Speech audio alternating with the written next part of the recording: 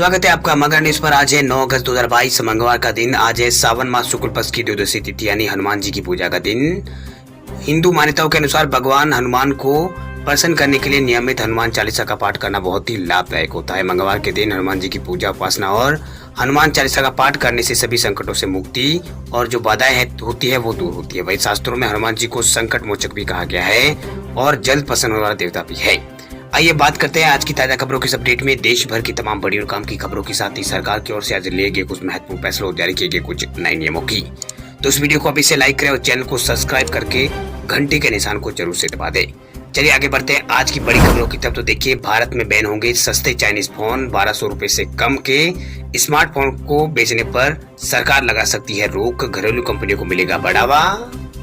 भारत में Chinese apps के ban के बाद अब चीनी स्मार्टफोन कंपनियों के कुछ मोबाइल फोन पर बैन लगाने की तैयारी हो चुकी है। दरअसल ब्लूमबर्ग की एक रिपोर्ट के मुताबिक भारत जल्द ही चीनी स्मार्टफोन कंपनियों के ऐसे स्मार्टफोन पर बैन लगा सकता है जिनकी कीमत 1200 रुपए यानी $150 से कम है।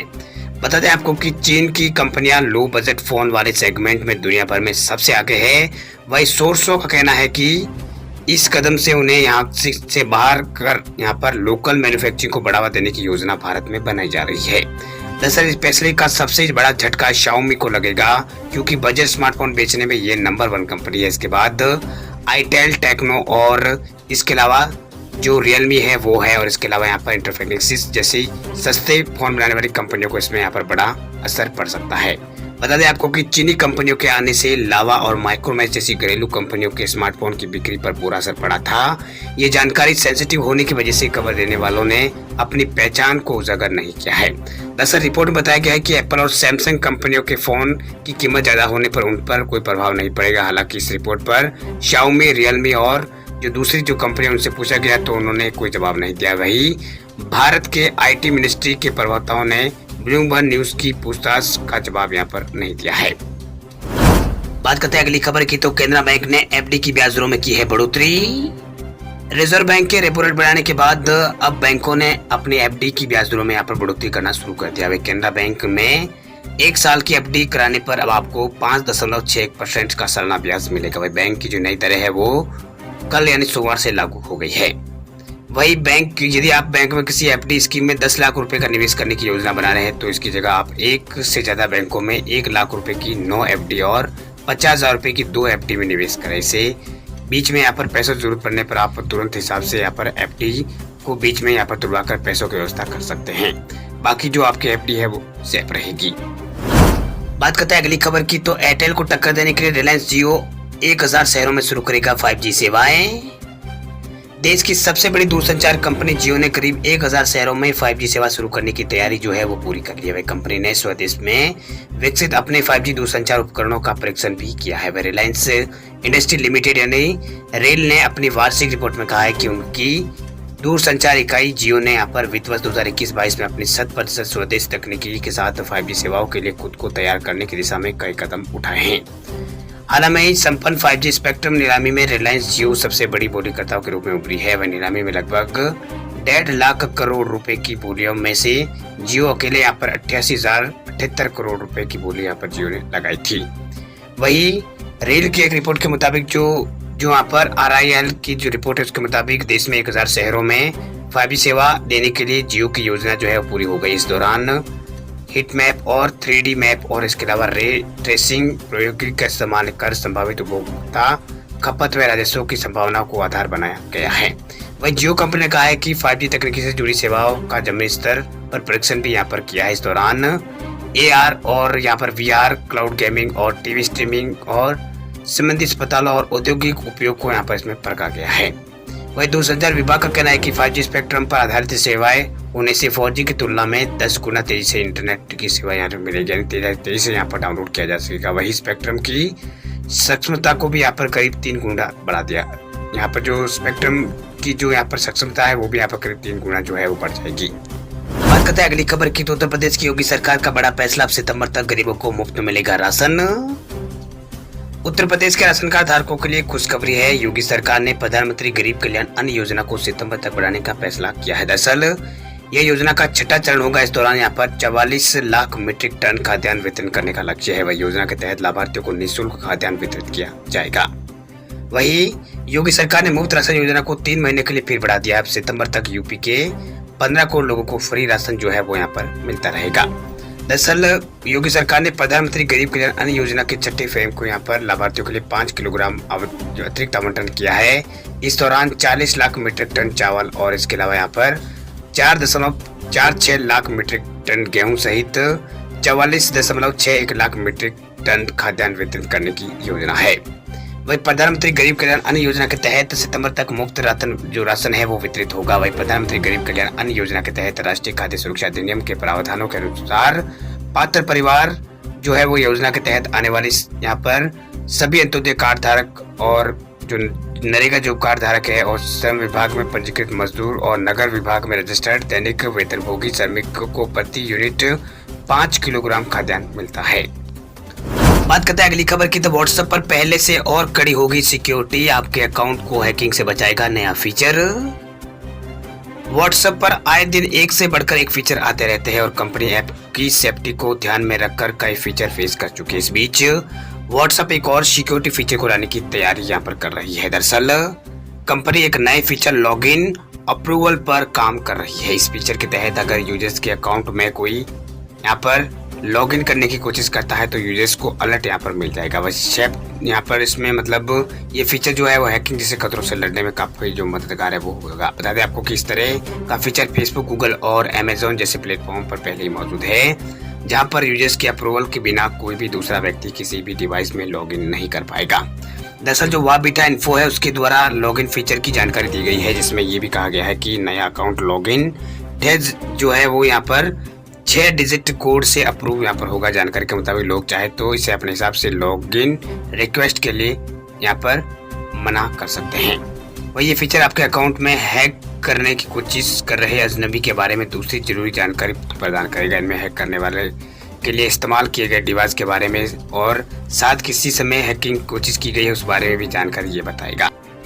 बात करते हैं अगली खबर की। तो HDFC बैंक खाताधारकों के लिए बड़ी खबर देखिए। HDFC ने अपने सभी तरह के लोन में ब्याज दरों में की है बढ़ोतरी।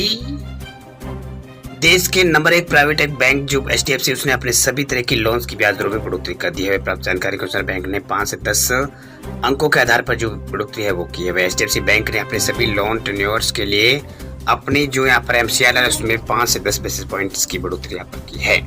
ये बढ़ोतरी यहाँ पर जो है वो 8 अगस्त 2022 से यानी कल से लागू हो गई है। वही बैंक ने ये फैसला रिजर्व बैंक ऑफ इंडिया के द्वारा रेपो रेट में 50 आधार अंक यानी 0.50% की बढ़ोतरी की घोषणा के बाद लिया गया। RBI अगस्त में हुई MPC की बैठक में महंगाई को नियंत्रण करने के लिए ऐसा जो फैसला है वो यहाँ पर लिया गया था।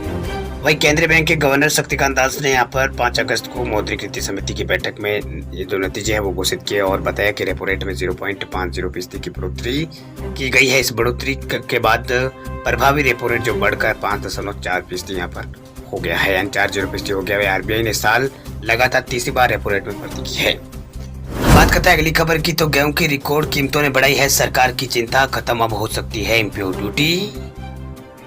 भारत विश्व का दूसरा सबसे बड़ा गेहूं उत्पादक देश है। वर्तमान में यहाँ गेहूं की कीमतें आसमान छू रही है। गेहूं की बढ़ी हुई कीमतों को देखते हुए सरकार जल्दी इससे पर कुछ बड़ा फैसला ले सकती है। दरअसल केंद्र सरकार गेहूं के आयात पर 40% ड्यूटी शुल्क को खत्म कर सकती है। साथ ही देश में रिकॉर्ड उच्च स्तर पर पहुंची कीमतों को नीचे लाने के लिए ट्रेड्स के लिए भंडार पर लिमिट जो है वो लगा सकती है। ये जानकारी रिटेलर्स को सरकार और ट्रेड से जुड़े लोगों द्वारा यहाँ पर सोमवार को मिली है। वही केंद्र सरकार ने भीषण गर्मी के कारण गेहूं के फसल के नुकसान को देखते हुए मई में गेहूं निर्यात पर रोक लगा दी थी। इसके बावजूद भी गेहूं की घरेलू कीमतों में रिकॉर्ड यहाँ पर ऊंची यहाँ पर ये बनी हुई। हालांकि अंतर्राष्ट्रीय स्तर पर कीमतें घरेलू बाजार से ऊंची होने के कारण ट्रेड्स के लिए विदेश से आयात का कोई मतलब यहाँ पर नहीं रह गया है। वही ट्रेड्स ने कहा है कि अगर सरकार गेहूं पर इम्पोर्ट ड्यूटी यानी आयात ड्यूटी हटाती है तो अंतर्राष्ट्रीय कीमतें जो है वो भी यहाँ पर कम होती है, तो फेस्टिवल सीजन के दौरान आयात शुरू कर सकते हैं। पिछले हफ्ते इंडस्ट्री के प्रतिनिधियों से बात करने के यहाँ पर करने वाले एक वरिष्ठ अधिकारी ने बताया कि हम गेहूं की कीमतों को नीचे लाने के लिए सभी संभावित विकल्पों पर विचार कर रहे हैं। बात करते हैं अगली खबर की। तो यूजीसी नेट परीक्षा देने वाले के लिए बड़ी खबर देखिए। 12, 13 और 14 अगस्त को होने वाली यूजीसी नेट परीक्षा हुई है स्थगित। नेशनल टेस्टिंग एजेंसी की ओर से 12, 13 और 14 अगस्त को होने वाली यूजीसी नेट परीक्षा को स्थगित कर दी गई है। वही यूजीसी अध्यक्ष ने ट्वीट करके जानकारी यहाँ पर दी है। परीक्षा का नया शेड्यूल एडमिट कार्ड जल्द ही यहाँ पर यूजीसी नेट वेबसाइट जो है ugcnet.nta.nic.in पर उपलब्ध कराई जा सकती है। वही दूसरे फेज की यूजीसी नेट परीक्षा 2022 अब 20 से 30 सितंबर तक यहाँ पर आयोजित की जाएगी। वही यूजीसी के चेयरमैन ने बताया कि ये परीक्षाएं 64 विषयों के लिए आयोजित यहाँ पर की जाएगी। बात करते हैं अगली खबर की, तो सस्ते में हवाई सफर करने वाले लोगों के लिए खुशखबरी। अब सिर्फ 9 रुपए में करें इंटरनेशनल हवाई यात्रा। विटजेट दे रही है धमाकेदार ऑफर। अगर आप इस सस्ते में विदेश यात्रा करना चाहते हैं तो आपके लिए खुशखबरी। दरअसल इंटरनेशनल एयरलाइंस कंपनी विटजेट जो है वो यहाँ पर एक शानदार ऑफर पेश कर रही है। इसके तहत आप महज 9 रुपए में हवाई सफर कर सकते हैं। इस ऑफर के तहत आप भारत से वियतनाम के बीच महज 9 रुपए का सफर कर सकते हैं। दरअसल वियतजेट 17 रूट्स पर भारत और वियतनाम के बीच सीधी फ्लाइट संचालित करने वाली है। वह कंपनी 9 रुपए में एयर टिकट का ऑफर लेकर आई है, जिसकी बुकिंग जो है वो 4 तारीख से शुरू हो चुकी है। ये ऑफर 26 अगस्त तक रहेगा। आप 4 से 26 अगस्त के बीच बुधवार, गुरुवार और शुक्रवार को इस ऑफर का फायदा उठा सकते हैं। दरअसल वियतजेट ने बताया है कि कंपनी भारत से वियतनाम के सफर के लिए 30,000 प्रमोशनल टिकट ऑफर कर रही है। वे प्रमोशनल टिकट की कीमतों की शुरुआत 9 रुपए से हो रही है। ऑफर के तहत 15 अगस्त 2022 से 26 मार्च 2023 तक की यात्रा के लिए टिकट बुक करनी आपको होगी। वही ऑफर के मुताबिक आप 26 अगस्त तक ही प्रमोशनल टिकट के लिए बुकिंग यहाँ पर कर सकते हैं। बात करते हैं अगली खबर की, तो कोरोना को लेकर बड़ी खबर देखिए। राजधानी दिल्ली में सरकार ने फिर बढ़ाई है पाबंदियां। मास्क नहीं पहनने पर कटेगा 500 रुपए का चालान। देश की राजधानी दिल्ली में एक बार फिर कोरोना के केस बढ़ते जा रहे हैं। ऐसे में लोग, दिल्ली सरकार जो है वो यहाँ पर फिर से एक बार अलर्ट मोड पर आ गई है। वही सरकार ने बगैर मास्क सार्वजनिक स्थलों पर घूमने वाले लोगों पर कार्रवाई के निर्देश दिए। दरअसल निर्देश के अनुसार अब जो लोग दिल्ली मेट्रो बसों के साथ सार्वजनिक स्थानों पर बगैर मास्क मिलेंगे, उनके चालान यहाँ पर काटे जाने की प्रक्रिया तेजी से यहाँ पर की जाएगी।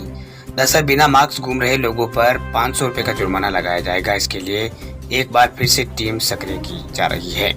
वही दक्षिणी जिलों में एक जिलाधिकारी यहाँ पर बताया कि कोरोना संक्रमित लोग भले ही यहाँ पर अस्पतालों में भर्ती नहीं हो रहे हो, लेकिन कोरोना संक्रमण जो है वो दिल्ली में बढ़ रहा है। इसे नजरअंदाज नहीं किया जा सकता। इसलिए सार्वजनिक स्थानों पर बिना मास्क के अगर आप घूमते हैं तो आपके ऊपर जो जुर्माना है वो लगाया जा सकता है।